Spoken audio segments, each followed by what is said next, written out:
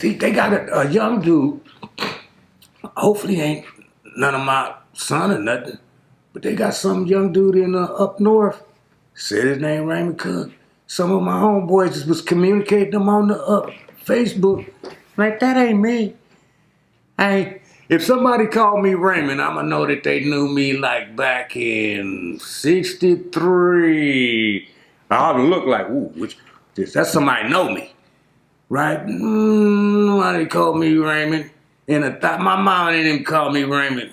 Yeah, make video, you know, this is for sure. Yeah, make video.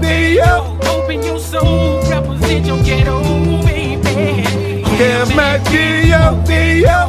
You know, this is for sure. Yeah, make video. Open your soul, represent your ghetto. Hold up. For the dime moves and the lokes, for the 6-4s on spokes, for the OGs that did a dime, came back around on parole. When did you change your name over? Well, 76 was official, but I was known as Dhanifu in 1968. And what made it official? What made you do that? Well, I had to go up there and get the affidavits and learn how to do it at law, publish it in the newspaper, and I'll go through the process. No, I'm just saying, was that like an Islamic conversion for you, or what was that? Partly, but you know, Dhanifu not an Islamic name, so it was partially when I start trying to get interested in Islam. That's where Kareem came from. But Dhanifu comes from back in 1968 when we was trying to be black. You know, I never really highlighted my Islamic background because it caused obstacles. So a lot of people didn't even know I was a Muslim when I was doing all that. I wasn't telling them what straw I was drinking from. I come out of CYA. You understand me? I've been through all that goofy shit they was arguing over. I was a Crip and I was the representative of the Muslims in the damn jail because I knew more black studies than they did. So it's like, oh man, go on. That's funny you say that, because there's been recent debates on the internet about Crips having Islamic backgrounds and that being an issue for some. It is. Monk always was a Muslim. Monk's brother Rayfield was a Muslim. When you say Monk, tell us who you're talking about. Monkey Man, Underground, from Cabrini Breeze, Chicago, Monk. So Big Monk. So it wasn't abnormal or strange for Crips or gang members in general to have Islamic backgrounds? No. From family or conversion or whatever? No, not at all. Not at all, because after the 65 riot, mostly everybody had somebody that was either with Malcolm or was in the Panther Party or the movement in L.A. Somebody had somebody. I just happened to be one who didn't live that far away from the Panther office. And my mama let me go. And I liked what I saw. You understand me? And I want to be like that. Early this morning, Los Angeles to serve arrest and search warrants. They were met by gunfire. 3 policemen were wounded in the first shooting, and a long siege began.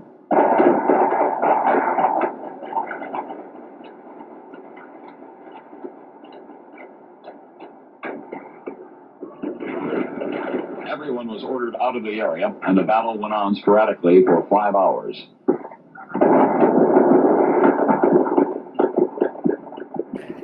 But then, when they all got shot up and disappeared away, the only leaders we really had was the ones we grew up with. Bimbo, Tookie, Raymond. Be honest with you, Tookie had a Huey P. Newton profile. What about your future? You're on the street next week. I will continue to organize the black community in a political fashion. I will help in the campaign of Eldridge Cleaver for president. My own campaign for 7th Congressional District, and I think this will be a large job because it's going to be done from a grassroots level, from door to door in the community. It will we will consider the people on 7th Street who stand on the corners, who have lost all faith in this society. As a matter of fact, all other will attempt to rehabilitate them, to show them that there is possibly some gains in political action, and if it's sincere, and if the black people have exclusive control of it within their community. So in my campaign. Where people might say, "Oh, that nigga need to shut up." Raymond, oh, people, hey, I knocked the nigga out. I did. Shut up, man. Hey, listen, most blacks' first introduction to Islam is through the nation. Was that your experience? No, my first introduction to Islam was in the Black Panther Party and the teachings of Malcolm X. Then I decided to find out how did Islam begin. So since I was into history, I didn't know it yet, but I want to know the origin of it. How did this thing really, what produced Malcolm? What I want to know. How did they make a nigga like that? I want to know what went into him to make him come out like that, to be honest. And when I was in YA, I was trying to use Malcolm X autobiography like as a blueprint to see if I could come out of this shit. Because I actually wrecked some stuff in my life. The average nigga be like, shit, you gave away all that just to be a Crip? Hell, nigga, you crazy. You right. But anyway, I had to figure out how to come up out of that shit to be myself. I wasn't never a Crip that wasn't thinking. So I had to think, man. I done had big homeboy snitch. You know, that kind of takes some shit up. What? I seen people do some weird shit. So when they come to me with something crazy, I be like, oh yeah, is that right, cuz? And they always tell me, you know, he got a temper. We waiting on you on death row. We wait, G. We know you gonna get it, nigga. You know I know you. I'll be like, I ain't coming. So what branch of Islam did you study or did you identify with? All of them, man. And what's this thing you and Maniac got going on? Oh, the seven. Well, that's they sect. You know, you like had the Magnificent Seven. They the 7 day. They smoke sevens. Like Keats in there. Yeah, they probably like the OGs of the Insanes. So when they had 7, it just happened natural. Well, this Circle 7, it represents, you know, Tribe of Shabazz and the Moles. But that 7 always been with us. Check out all them black exploitation movies when you go in the barbershop. You gonna see 7 on the wall somewhere. Well, you understand, because this is part of our culture. I'm glad this one was blue, though. You know, I'm being real with you. 'Cause a lot of Bloods be Moors. Some of them must think that only Bloods could be Moors. That's the most ignorant thing ever. But our people be thinking some bizarre things. And, you know, when it comes to my tribe, where I come from, I want to make sure they got cutting edge information whatever age I'm in. Is that similar to like the East Coast dudes, 5%ers? Is that? Yeah, but this the real deal. All that stuff came from some real people. Problem with us is we don't want to recognize the real people because the Hollywood version or whatever the lawful version is always covers up the original version. And so we, as historians, we got to dig back to get the real deal because we know if we be ourselves, we going to be mightier than we was when they turned us into the slave mind, which is real. Crip ain't never been no slave. That's the good part of Crip. It's impossible to make a real Crip a slave. He will rebel like Nat Turner in 5 minutes. Rebellion and no structure. Tear it all down. Right, so now, talk about Tookie, they had structure, right? They was trying to formulate a structure. How you think they had Mac Thomas, Tookie, James Miller, Vernon Swan, let's see, oh man, all them people from all them different gangs together in unity, and we ain't had no structure. We had structure. Problem is, when they moved the structure out the way, the hustlers came through with the wassel. They wasn't Crip or Blood. Didn't give a damn about you. You understand me? And we got faded by the Bloods when all them Crips start flooding the damn jail. We ain't on the street no more. And by the time you get back out, oh, Big Willie think he can smoke some crack and it ain't gonna flip his ass. How long do it take when they got out? They be buff. It took them like 90 days. They jacked up. So the youngsters start saying, what kind of OG is you, nigga? They flunked. But all the drugs before, nigga could think like, give me atomic bomb, I got that. Give me this, you got that. Man, I ain't even high yet. Man, you high, you just picked up that car and threw it over there in that building. He walked off the doggone 3-story apartment building thinking he could fly. You high, nigga. You don't even know you high. But crack took the OGs out, that first generation, and they lost status. Once they lost status, it was a done deal. And that's kind of weird, right? So when blacks get hooked on drugs, like you said, crack, they lose status. But in the Mexican gang culture, they be on heroin, and these dudes is Mexican mafia is running the whole show high off heroin. Sir, good point. Boy, good point. We gonna have to go catch up with some people from I'll tell you later. Guess what? We have been under the power of heroin since World War II. When some ethnic group was given the green light with the heroin, that's how they keep control of gangsters. You ain't gonna shake that chain. You gonna bow down. You might even kill for it. That's why it's free, at least at first. And that's what problems we have. I know y'all been to the pen, some of y'all. In the pen, the reason the dope dealer runs the pen is because everybody want that medication. They ain't got time for y'all to be riding and stuff. They trying to get high, be comfortable and shit. You messing up this drug trade, nigga. I done bought my wife a house and I'm in the pen. Now y'all gonna start killing the wrong damn people. They gonna get you. Once I realized that the game was being controlled by a hand that wasn't ours and we getting the shortest stick on it, I probably got even more militant in the sense that we getting punked on a level that we can't perceive. And by being young people, we don't know the game is real and it's down and dirty with no pity. Now, you can listen to your parents so as far as you can go. But at a certain point, you figure you know what you're doing. And in most cases, we don't. And so if you had the leaders, this is what the old folks used to do. They sit and watch the children, and they see who the little bullies when the children are playing. And they would pick the bullies to raise them up and elevate them, and then send them back out there. And that's what they was doing to us. That's how we end up in Factor Brookings.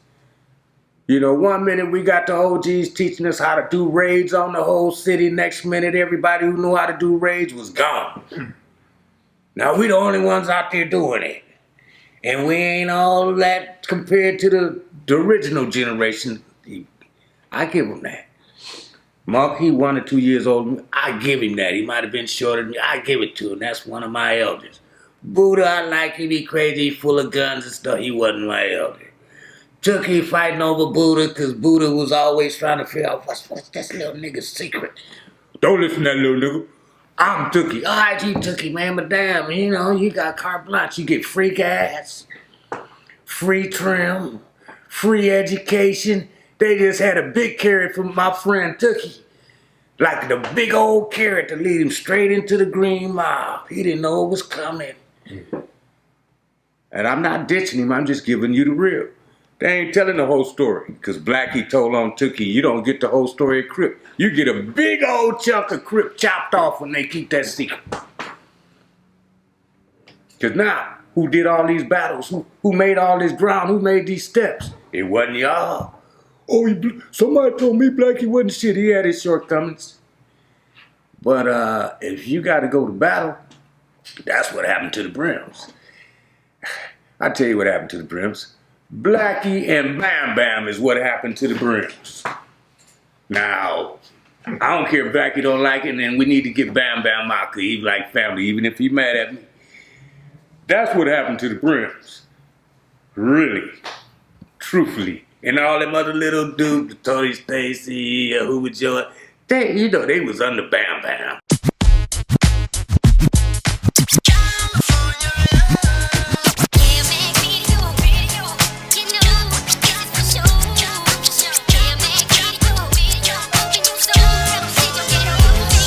They was under Bam Bam and Blacky when I left. I know. And you know, Bam Bam represent East Side, Blacky represent. They was together right there on Vermont, right there. They was all under one fruit. So I know what happened to the Brims. And I know what happened to the Figueroas. I just can't figure out how they end up going from Brim to Crip after all he been through. And after what I can. How about this? I want to kill some Crips. So I say I'm a Crip. And when they come over here, I'm going to mow their ass down. That sound right? That's what, I don't know. Somebody going to have to answer that one for me. You talking about when he made that leap to Pomona? Yeah. Now they Crips. Richard Miles. He was the main. A lot of people who say Richard, the Figueroas wasn't never their enemy. You either don't come from LA or you wasn't banging. Don't lie now. Oh, the Brims, we wasn't fighting Brims. What city you come from? Oh, a city way over there where they wasn't there yet? And that's my take. I know I got people probably could fade me, but they can't. I ain't never had no problems with Verdi Swan. I like the way he came. We came with a real more than them movie star kind of people's hiding stuff. I knew something happened when he left. That's what happened to the Swans. Look, a whole big old chunk of East Side gone, ain't it? A big chunk, really the home front. But when we was growing up, Ground zero. There you go. Yeah, man. That's why when we was growing up, I ain't never had no problems out of Verdi Swan, Craig Cranach, what's his name? The one, Alden. Oh, we all family. On the real tip. I don't know what happened, but I'm just telling you, we ain't never had no problems on the East Side. Because there was no separation amongst Crips at that time. You know what I mean? You was a Crip, you was welcome to the family. They had one big old family. Problems happen on the West Side when they start fighting each other. People telling me Crips ain't got no park. Crips ain't trade. Yeah. You know, all kind of little things like that. I had no problem with people being co-founders. No problem. Nobody really had a problem with that. Were you around for the Sentinel Park meeting days, the little Sundays and all that? When they was doing that, we were in college. We would visit them. If we, like when they used to have the festival in Black, sometimes we come through there with stuff and we see them and we all act the fool with each other and take pictures and keep moving, right? That's the last time I seen Hoover Joe was there when the festival was in Black. But Sentinella, I was never going over there like them when the family was created and it got bigger. Reason I wasn't going over there is because I was doing other things. That was a straight shot down Florence from where you live. Yeah, but problem is it. I didn't stay on Bonzella, man. The Figueroas tried to assassinate me on the roof of my apartment building, and they roll on Bulldog's Queen, was the main Criplet that I used to work with. They roll on their house, right? So we had to move up out of there. One reason, like who would you say? Only reason we was the ones doing the stuff because they didn't know what to do. So we had to move up out of there because we was the ones doing that stuff. And they still got people run up on you and say, yeah, you one of Raymond's boys. I don't really want to be famous by being known as the Crip because we was hurting real live people. No. So, if you mess with my children, my people and all that, same thing gonna happen to the cradle to the grave. But I ain't going out there starting nothing with nobody because half the cats that they start fighting was all homies. I can't fight Pyrus with a straight face. It feel funny. You got to get down with a whole bunch of Crips. You know what I'm saying? So we had to form an alliance. And a lot of us was getting beat up, beat down, rat packed, jumped on, and other people still watched that because they were there before me and they had got comfortable in the situation. where they could start saying cuz, because cuz wasn't a bad name to everybody. Then, like I said, we had to adopt the name Blood, and use that as our primary language to identify each other. And those who had know that it was not Crips had to stop saying cuz. And we had to form that alliance in jail. It didn't happen on the streets. Maybe serious. It feel funny. If I do something that ain't necessarily legit or righteous, you know, keeping it real, it feel funny with me, man. So I ain't gonna be doing shit like Suge. I ain't never like Suge. I'm going off today. Because there's something wrong with Suge, to me. And if we was all together like we was when we was growing up, then I don't think that would happen. Those kind of things. Even though there's something behind Suge that's probably greater than we think. We might be making things look big or small that are bigger. So I just didn't like the way he was doing that. And they still doing that. The industry is controlling our people and it's turning it against our people. So you guys is shrewd. I've been watching coming up through the years. You shrewd, good. But the key is now, the people, we got Crips all over the world. So now we got to talk to the world. And they got people in the world that need to know that Crips ain't slipping. Right? So they can tell their little Crips in their countries, oh, Crips ain't slipping like that. Plus, we have big access to more resources. Crips have a voice. Y'all heard Bonnie talking? Bonnie done reached some levels. More people need to hear our sister Bonnie. They think they only ones got sisters that can blow. I'm so happy for Bonnie is because Bonnie and her crew put in work for real, like dudes. Except they was women and they wasn't trying to be weird with it. They'd get you before the dudes get you. Introduce yourself for me. I'm Bonnie Williams, the ex-wife of Stanley Tookie Williams, the founder of the sister group to the Crips called the Criplets. I know Bonnie. Yes, and then to see her developed mentally and be able to express it. She's a real queen, for real. Hey, bro, I know. Them Criplets will get you, and it's usually gonna be because you did something wrong. They'll get you because the Crip do something wrong, they'll be hating on you. But, oh man, I'm so proud of Bonnie and Raymond's daughters. Y'all need to stick with them because we need to grow them, and they gonna pacify them, but we still got the energy. I know y'all know. And we ain't supposed to know. What is the energy? We had the ability to do much more than you ever thought. I hate to say it because they going to say, oh, they talking that Crip talk. Well, let's put it this way. Only reason they throw Crips off course is because we the energies that's going to overthrow America. We going to tear this motherfucker up. Unless y'all do something right. They ain't going to do nothing right. We ain't got no other choice. We ain't got no other choice. Let them white folks talk about that city of damn car. Break that shit down since they don't so damn smart. You got a plane. It's probably a plane of thought. That's why I'm doing all that study. It had two wings. One red, one blue. If you know linguistics, damn car, this is some shit white folks wrote down 500 years ago. They already know what we're here for. We the ones finding out. That's why they keep their foot on you. Hell. Let it up. Every time they let their foot up, we take over some terrain. So they got to keep their foot down. Now, we have to be aware that we had that power.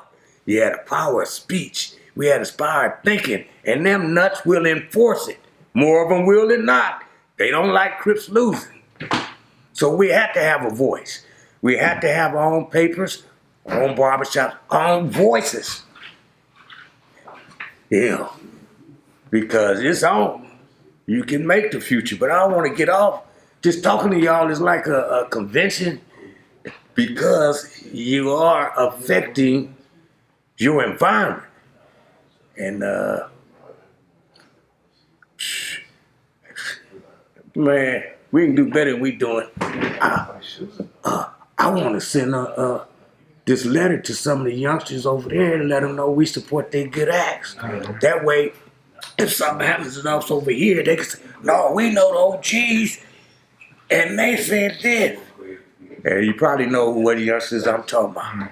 Yeah, we put some journalism out there, cuz I promised Raymond's mama that we was going to set the record straight on him. And then I went to the thing over there where they had the thing. I got there late, but his mama was still there. And she reached for me, and I'm like, damn.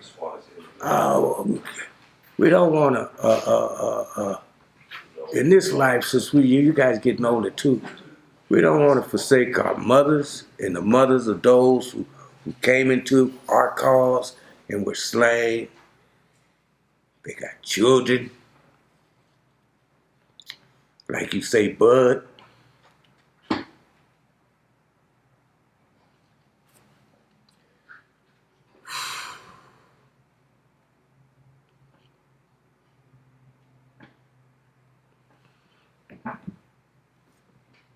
Hold on.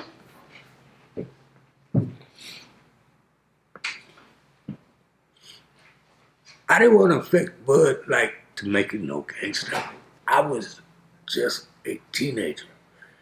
I tried to make sure he knew everything that a man should know as a warrior and a thinker. I used to even go to juvenile hall and bring him books because when I was in college, I could get in there with UCLA. I didn't bring him no drugs. They thought I was I'm gonna bring you some drugs, nigga. I'm gonna bring you some education. You bring up college. Did you went to Long Beach State? Yeah. And UCLA? Well, like I told you. Did you graduate from Long Beach State? Yes, sir. Yes, sir. Yeah. Do you have any still connections to Long Beach State to this day? Yeah. He get in touch with Amon Rai. He like talking about them crazy niggas came up there. Tell us about your relationship with Cal State and Long Beach. Oh, well, we went there in 75, and the previous Black Student Union president had got killed by the police at some football game. I didn't know that. So I started going to BSU meetings when I got there. What's BSU? Black Student Union. Okay. And so I started going to their meetings here because I used to go to the meetings in high school.